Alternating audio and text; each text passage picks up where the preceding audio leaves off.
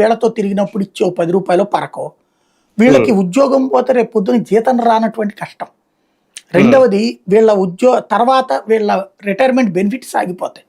పోనీ వీళ్ళు ఏమైనా పెద్దగా సంపాదించుకుంటారా అంటే సంపాదించుకునేవాడు ఉండొచ్చును, ఎక్కడో రేరు లక్షకొకడు, ఏది మిగతా వాళ్ళకి అంత ఉండదు. ఇప్పుడు వీళ్ళు ఇవాళ ఈ కేసుల్లో చూపెడుతున్న వాళ్ళని చూస్తే మాక్సిమం 10 లక్షలు 10 లక్షలు సంపాదించుకోవచ్చేమో, కానీ ఈ కేసుల వల్ల మొత్తం పోయి సర్వనాశనం అవుతారు.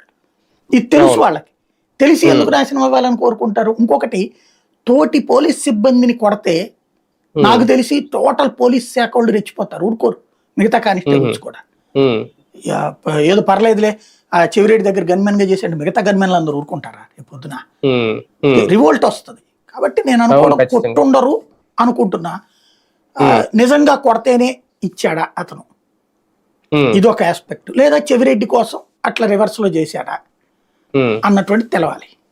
చెవిరెడ్డి అరెస్ట్ తో ఫైనల్ గా ఏ సంకేతం ఇచ్చారు సార్? అంటే రేపు పొద్దున మిథున్ రెడ్డి గాని మోహిత్ రెడ్డి గాని ఎవరిని విడిచిపెట్టం, ఇందులో కుంభకోణం జరిగిందా లేదని సెకండరీ. కాకపోతే అంటే ఏదో ముడుపుల డొంక మొత్తం కదిలించేసాం, ప్రతి ఒక్కరు అరెస్ట్ అవ్వక తప్పదనే సంకేతం వస్తుంది. బేసిక్ ఏం లేదు, ఒక సుదీర్ఘకాలం పాటు మీరందరూ ఏదో ఒక కేసులో ఇరుక్కుంటారు, మేము ఏదో ఒకటి చేస్తాం అన్న సంకేతం ఇస్తున్నారు. అది అంటే ఇంకా భయపెట్టడం అనేది కంటిన్యూగా ఉంటది ఈ కేసులో. అంతే, భయపడాలి. ఎవరు ఏ కేసులోకి వెళ్తారో తెలియదు అనేటటువంటి ఒక సంకేతం ఇస్తున్నారు.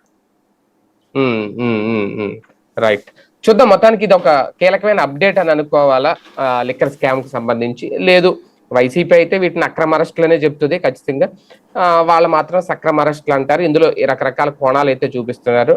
ముడుపులు చెవిరెడ్డి భాస్కర్ రెడ్డి